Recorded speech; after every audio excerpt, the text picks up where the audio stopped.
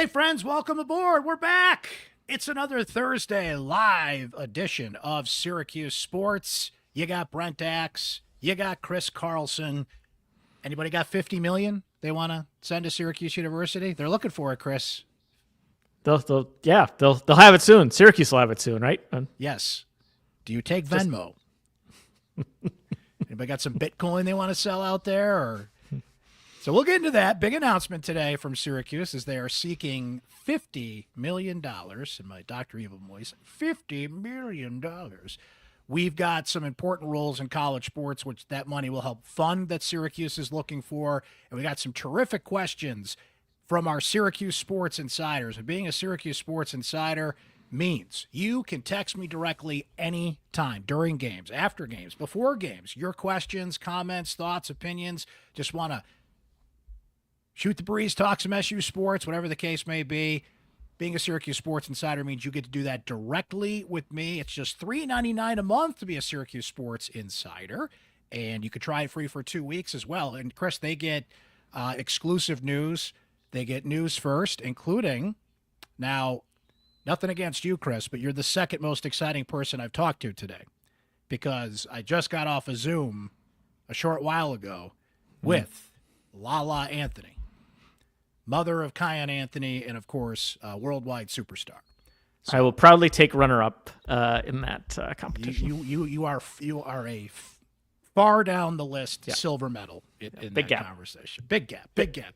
So she was great to talk to, and you'll be seeing that very soon. So pay attention out there, and our Syracuse Sports Insiders will get it first. Another great benefit of being an insider. Okay, Chris, let's get into it. So Syracuse makes a big announcement today that they are seeking $50 million, a big fundraising campaign they are calling Championship Cuse. So there's a few things I want to hone in on this. One is a quote from John Wildhack that I am going to hold him to, that I am going to hold Syracuse to, and you might as well put in neon above the whole darn school. And that quote is this, okay?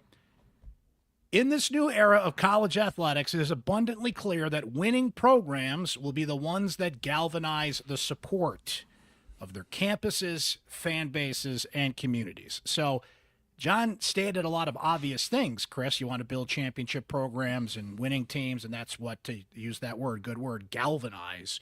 Winning programs will galvanize that support. That's always been the case, but it's ever more present in this day and age of name, image, and likeness. Where's the money coming from? You've got to have money more than ever to compete at the highest level, in Syracuse's case, in the ACC and high-level Division I athletics. So given that there's already been a lot of money raised, given that we're in the NIL era, and you're always the answer to all your questions is money, where are you going to find $50 million if you're Syracuse at this point? Well, there's a logic in fundraising that you don't announce the fundraiser without, having done some of the work behind the scenes so that you can call it a success at the end of the day rather than a failure. So I think there's probably a pretty good bet that Syracuse has some big donors, behind the scenes that have already ponied up. Like we've heard the Syracuse basketball coaches already say, like they feel like they're in a better position financially than they were. Right? That's something Adrian Autry has said. This portal season, we have the resources that we need. So they've certainly already done some work. But in the video that John Wildhack did with Matt Park, he mentioned this is sort of our grassroots outreach. Yes. So this is their effort to, pass the hat and see exactly how much the Syracuse fan base and the local community is willing to put in it, so that they don't have to keep going to those same people. Right? You can only go to the Lallies and the Burtons. I mean, they're your big fish, and they're going to shoulder the load. But you want to avoid going back to them over and over and over again as much as you can. That's my question, because you've already gotten that money from those sources, right? So now you're going to the community, and now you're going to a fan base as well who buy season tickets, they buy concessions, depending on what your economic status is these days. And now you're asking, and one thing that Wildhack said in that video he did with Matt Park is you can basically, how great would this be in real life? I pay my taxes to New York State, and I'd say, hey, I want that money to go to like the new Buffalo Bills stadium, or, I could check a box and say, here's where I want my tax money to go.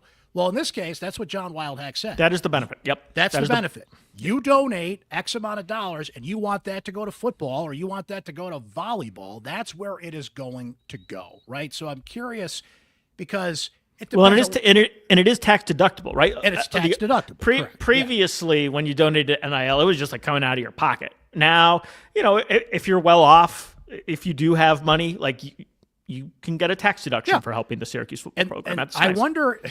I don't have faith that New York State's going to do this, but I'm seeing more and more bills out there, Chris, Illinois being the latest, saying that NIL will be basically no taxes will be no state taxes will be taken out of that. So again, I don't have faith that New York State's going to step up in that department, but maybe they'll surprise me. Kathy Hochul, she's an SU alum. Maybe we could talk her into it. I don't know, but that's I have mixed feelings about that one. Like I pay taxes. I don't know that I want to pay more so that athletes have to pay less. Like I don't know if that's something I personally want. But you can make the argument that the state's putting money into the Carrier Dome renovations. The state's building the monies, a new stadium. Yeah. I would rather have the money stay with athletes than go to billionaires to build their stadiums. So this is on the verge, Chris. You have a new football facility. The ribbon cutting ceremony is going to be within the next couple of months for that. If you drive by, you see they're in the final stages of putting that together. The football program is in the process of moving in to that new facility, so that's to come. The NIL cash that's been out there. So now they're seeking $50 million. Now included in that, and this was the first time we got a definitive answer on this from somebody in administration. Now, Jim Boeheim did an interview recently and said, oh, yeah, we're going to spend the money. So he kind of let the cat out of the bag.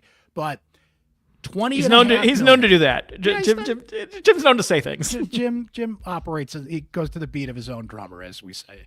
And the $20.5 million that he referenced in that interview, and now John Wildhack referenced today, is the House settlement. So House versus NCAA, it is anticipated that will pass, right? That still has to happen, but everybody seems to be in line that it's going to. So what that means is Syracuse can directly pay its athletes now, and the cap on that is $20.5 million. Up to this point, our favorite word to use in this case, Chris, was competitive, right? Syracuse was going to be competitive in that space, but they did not make the commitment to spend it all. Wildhack said they're going to spend it all. You can still get NIL money from outside sources. If I win the lottery tomorrow and I want to donate $30 million to NIL, I can still do that. It doesn't have to funnel through the school, but that $20.5 million will come directly from the school. So now you start thinking about this money. So you want $50 million just to add to the coffers, $20.5 million, which Syracuse has to directly pay itself. You get the ACC media rights money that comes in. Look, Syracuse has an endowment, the university itself. And, from what I've been told before, that money is kind of, like we were just saying, earmarked for certain things, right? And this is an endowment that has, I believe, $2 billion in it, right? So I guess my question would be, if you are out here talking about the importance of investing in championship level programs, and this is what we have to do to compete these days, how much skin are you putting into this game? Or are you just seeking, is it 100% outside money? Because it's always better when you get somebody else to pay for it, right? But if it's that important, how much are you putting into it? We know the $20.5 million is a number, but how much bigger than that is it going to get, I guess is my question. Well, so the university can't go bigger than that in terms of paying the athletes directly, right? I mean, right.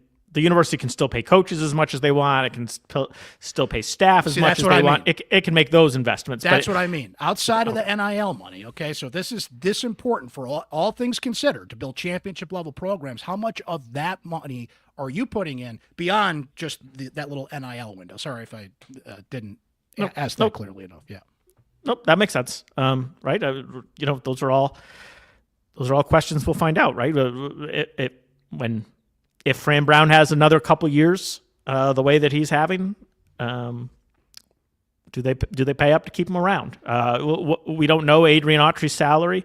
What does that look like? Are they trying to skate by on a basketball coach, or are they paying like market rate for a basketball coach?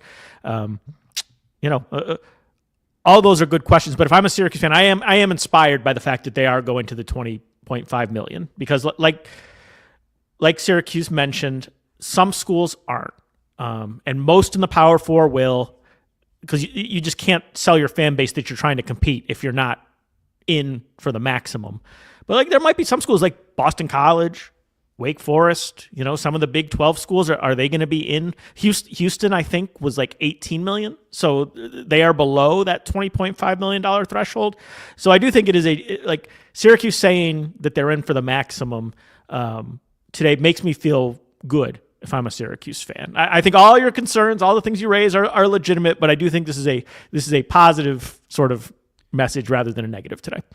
In this new era of college athletics, it's abundantly clear that winning programs will be the ones that galvanize the support. So I think it has to be asked. And a couple of our insiders asked the question as well, and we'll get to those great questions here in a moment. But you have a basketball program that, by all intents and purposes, is about to finish out a losing season. Now, maybe they make a run here. Maybe they get in the ACC tournament, which if the season ended today, I believe they'd be the last team in or close to the last team in. So they and the women's program are on the fringe here. So if you go by your own words and your own definition here, how much tolerance, how much patience do you have with that comment when you have a coach with a losing record? I think what Wildhack will do is say that they've invested in recruiting, they've invested and will invest, of course, coming up in NIL, and that Adrian Autry coaches this team next year. But now you've got that comment that's out there that it is winning programs that galvanize support.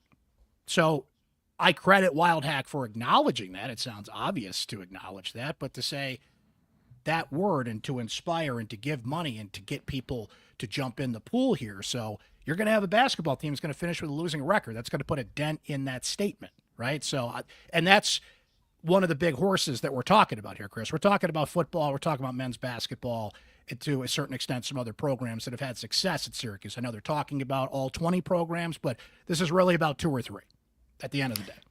Yeah, those are the programs that when they're running at full capacity, they're earning you money, and then they're paying for everything else, right? That's how the whole system is set up. The football and men's basketball make money, and then they pay for the other sports at the university.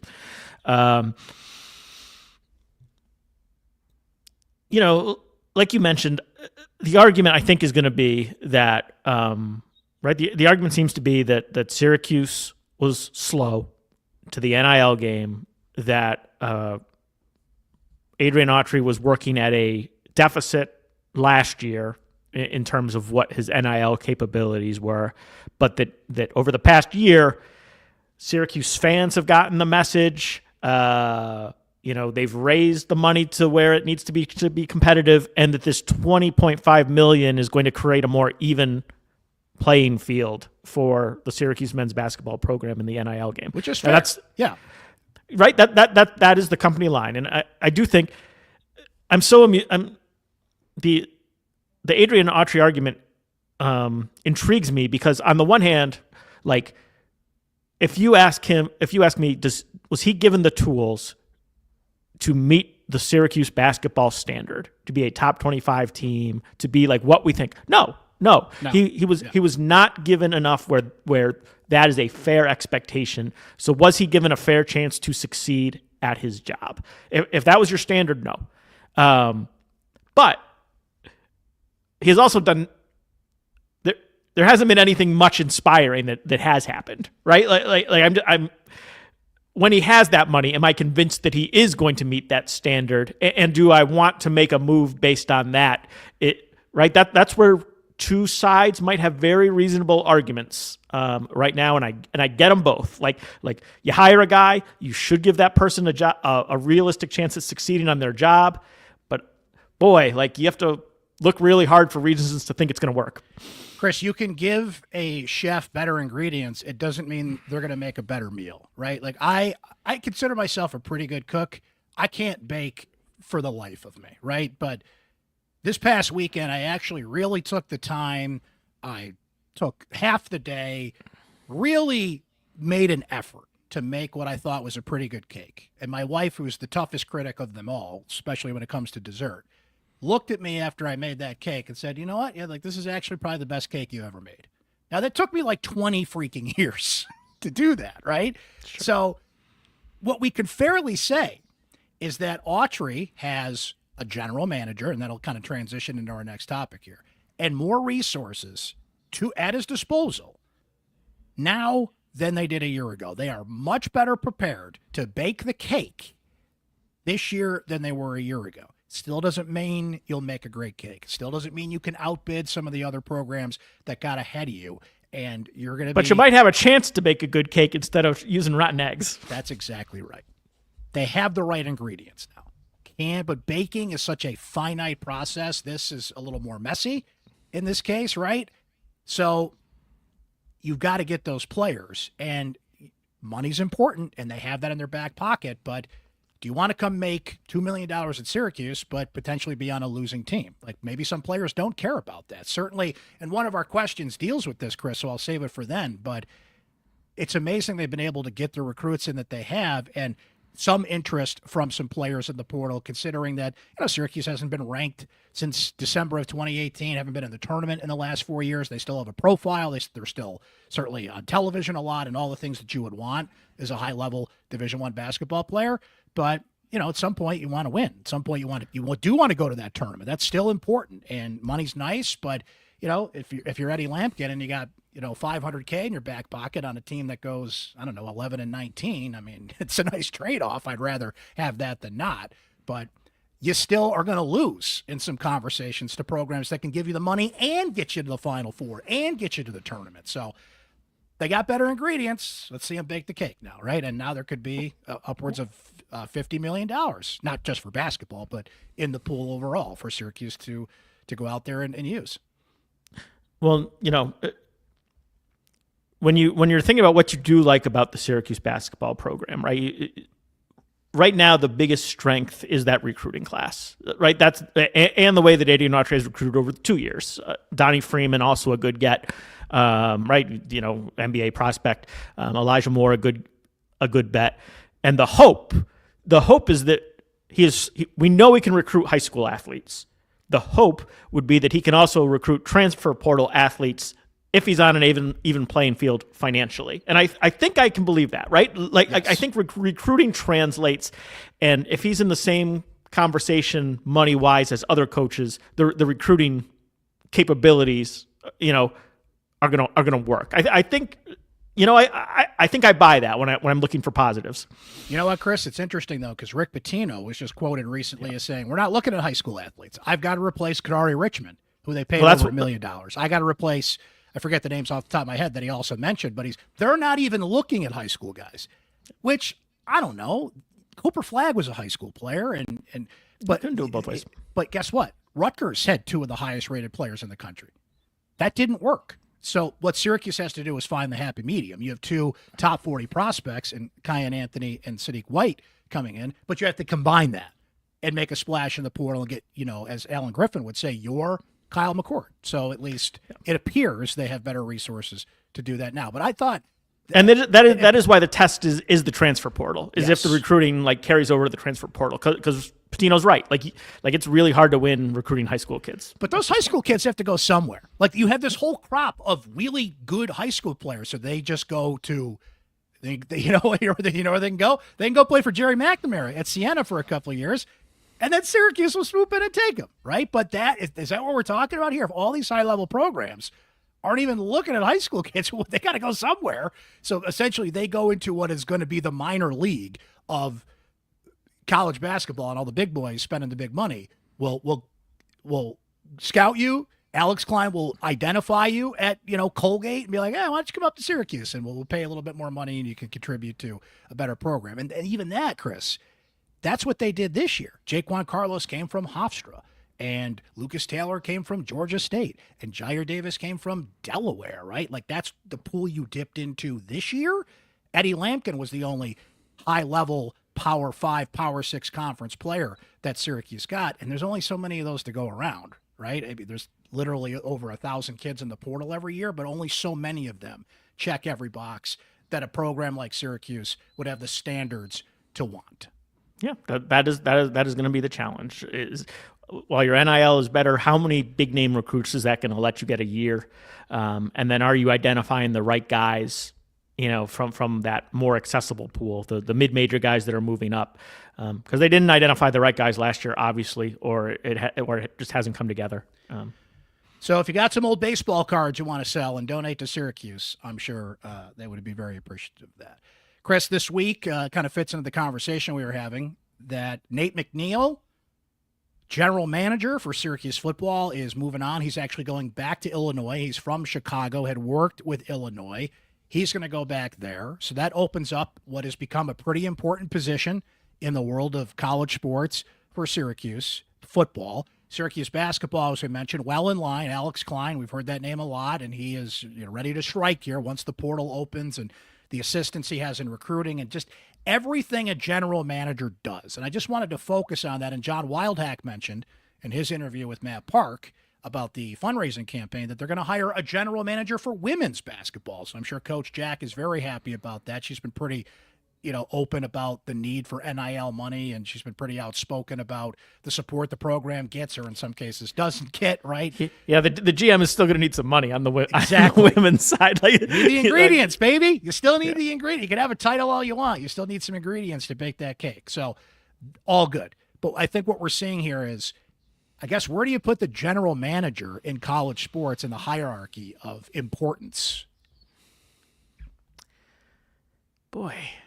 It's right. It's not like the NFL where the general manager is sort of above the head coach, right? It is sort of like the GM in college sports is more like the head of your scouting department, yes. Right? And the coach has to trust his advice, and that he can look at every college player in the country, or as many as they can, and distill the number of prospects that would help Syracuse down to a manageable number for the coaching staff. And then the goal is probably make the head coach watch as little tape as possible, for there to be as much synergy between the general manager and the head coach, and as much trust the coach in wants that to coach, general manager's basically. eyes, that I, as the head coach, don't need to spend my time doing it. Yeah, and raise money, right? Like, ideally, like, that is sort of what the head coaching position has become. Coach the team and be, spokesperson and stand up and do the press conferences and go to dinners. Like, that's how I would run my program if I was trying to set it up as the way I wanted it to be. That's what the head coach would do. Chris, we've got some great questions and comments from our Syracuse Sports Insiders. So let's get to that, and it relates to a few of the things that we have been talking about here. And Billy H. is going to lead us off here today and say, if John Wildhack knows that a winning culture is needed to thrive in today's college athletics, then he needs to address the elephant in the room, and that's Adrian Autry, a Syracuse men's basketball head coach.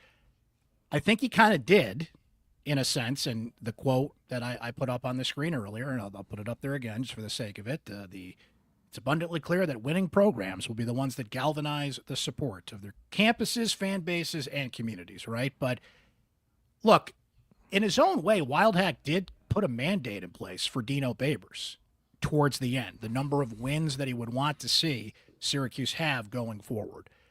He is going to be asked about it at some point, and I do think he's got to make a declaration on Autry, right? And I think they'll kind of frame it in a general sense. I don't think he's going to draw a line in the sand, but if you're going to he never has. He right? never has, he never and has. I don't anticipate he will, but there is a pretty clear line in the sand next year, Chris, and that's make the tournament. You haven't made the tournament in 4 years. So that's a good question, Billy, and I think he does have to address that. I completely agree. If you're going to be asking people for money, and a lot of money in this case, then I think you do have to be pretty clear about what your expectation is now that Autry's been in charge for 2 years and we're heading for what appears to be a losing season, and one they certainly will not be playing in the NCAA tournament and might not even be in the ACC tournament. Think about all this, Chris. If you are asking for this money and setting these standards, and let's just live in a world here, which is infinitely possible, that both of your programs in the first year where teams are left out in the cold in the ACC tournament, both of them might not make it. Like that is in play at this moment. That's a tough ask to go out there and ask for that kind of money. But I agree with Billy that they do kind of have to, in their own way, put a stamp on this thing and what the clear expectation is going to be going forward. I think they will address it in an unclear way, but it will probably be clear behind the scenes, right? Like, I don't think he's going to tell you, me, or most of the fan base that this is the line, that the NCAA tournament is the bar. But I suspect behind the scenes, just like it was with Dino, the NCAA tournament is the bar. But I don't think we're going to be told that clearly. It'll be, I can almost write it for you right now. We expect to be competitive in the NCAA tournament field, something along those lines. Michael M says, basketball question, why should anybody care if they make a tournament? Any tournament. They'll certainly lose in the first round. Here's the thing with that, Chris. I don't know, not you specifically, I'm just speaking generally. I don't always want to go to your wedding, but I do want to be invited, right? I want the invitation. I don't want to go to your Super Bowl party, but I do want you to ask me. I do want to be included. I want to at least say, I could have gone to your Super Bowl party. You don't want to be the program that says, we weren't there, right? You at least want to say, at least we went, right? And you just kind of have that sigh of relief. And look at last year, Chris. They turned down an invite, Syracuse basketball now, to the NIT. Now, that was kind of a weird circumstance because the portal was opening and they might not have had enough healthy players for the tournament anyway, but the NIT has become a thing that a lot of programs are turning down, so it didn't really hurt you not to go to that party. In this case, you want to be in that party, even if you do lose and go home on day one. It is Central New York. The roads are covered in ice, and it is cold. And one more basketball game to help me to the spring is a good thing to have. I completely understand people wanting to get to the nitty gritty. Right, the big decision is the head coach and knowing the program is going the right direction. We're not going to know anything about that until transfer portal season, and we see who they get. So I do understand people that want to fast forward through the ACC tournament, but I will take one more basketball game to get me a little bit closer to April. Eric from North Carolina says, hey, Brent and Chris, can you please discuss what are the chances that our poor performance in basketball this year will dissuade Kiyan Anthony and Sadiq White from coming to Syracuse next year? And he says, thank you. I would say less than 10%, maybe less than 5%. Go, if you haven't watched this yet, guys, Donna DeTota did a video interview with Sadiq White.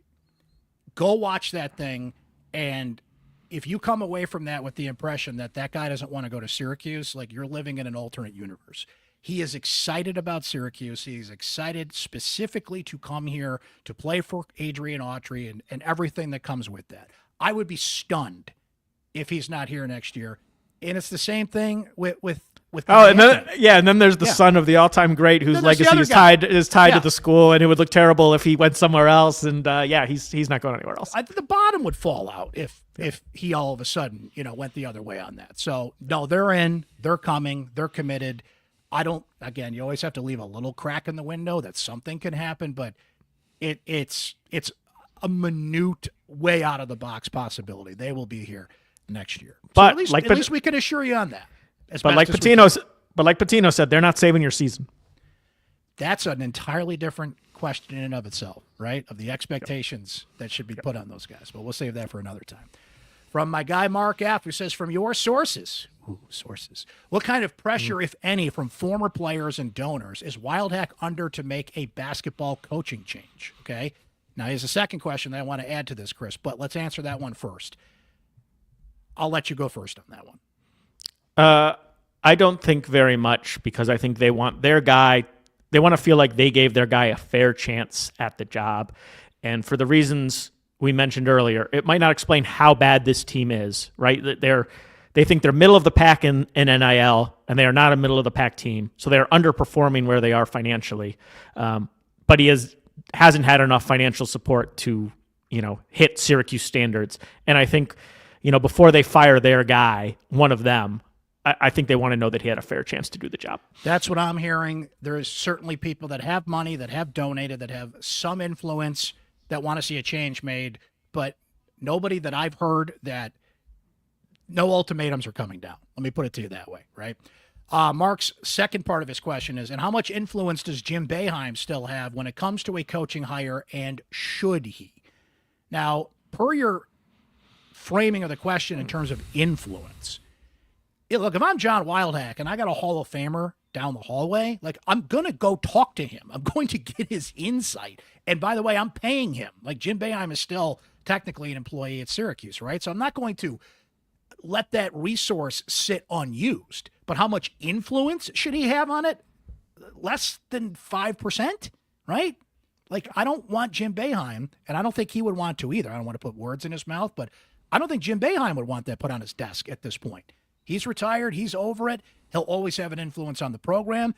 He's somebody like Chris, like he's a consigliere to me. Like he has influence, he has advice, but at the end of the day, I'm making the decision if I'm Wildhack. But I don't think, to use that word, I don't think he should have a lot of influence on it. But certainly insight would be, I mean, come on, you would want to talk to that guy. I don't think he has much. I don't think he has a ton of influence on the decision. He might be able to influence how it goes over with the alumni if they decide to move on, right? You might want to lean on Jim to do that, but like Adrian's his guy, so like he's not there yet. Like that's not something he's going to help you with right now. And that's my guess. But like I don't think he's deciding. I don't think he's going to have a whole lot of voice in who the next coach is if that's the direction they go. I don't think so. But like you said, right? Hey, who do you like in college basketball? Who are you impressed with? You should have that conversation with them. 100%. But you shouldn't let them decide, and they won't. Chris, that's another live edition of Syracuse Sports. I am very excited because, as you see over my shoulder here, that is the album Rotting Pinata from the great band Sponge. Sponge is in Syracuse tonight. I will be there. Come say hello if you're going to be there. I don't want to give anybody free advertising here on the show, but if you're going to be at the show tonight, make sure you say hello. Very excited about that. What a day. I talked to Lala Anthony. I get to see Sponge, and yeah, I got to hang out with you too. That was They're going to bump me to 3. I'm going to be 3 by the time you're done with your night. Man. You got to hold firm on 2 right now, but about 8 o'clock tonight, you slide down the list, my friend. But a great job. Make sure you guys read Chris's story and upcoming coverage on the $50 million campaign that Syracuse is under. Venmo, Bitcoin. Do they still take what's the thing you used to go when you had to go to the, oh man. I used to do it in college. I can't think of the name of it, Chris. Remember you'd have to go to like Western Union. Remember that? And that's how you would send money? Yeah. Do they still accept that? I'm sure they'll take it however they can get it. I'm sure they'll take it however they can get it, right? So Syracuse is looking for your money. The question is, are you willing to give it up? We'll be talking about that more in the next days and weeks and months to come for sure. But thanks for hanging with us today. Please subscribe to be a Syracuse Sports Insider. Please subscribe to this podcast, which is free, on Spotify, Apple, YouTube, wherever you get your podcasts. And coming soon, be on the lookout for that Lala Anthony interview I had today. We had a lot of fun talking about her son and a couple other things. So fun thing to look forward to, and our Syracuse Sports Insiders will be the first to know when that is ready to go. For Chris Carlson, I'm Brent Dax. Thanks for hanging today. You guys enjoy your weekend, and we'll talk to you soon here on another live edition of Syracuse Sports.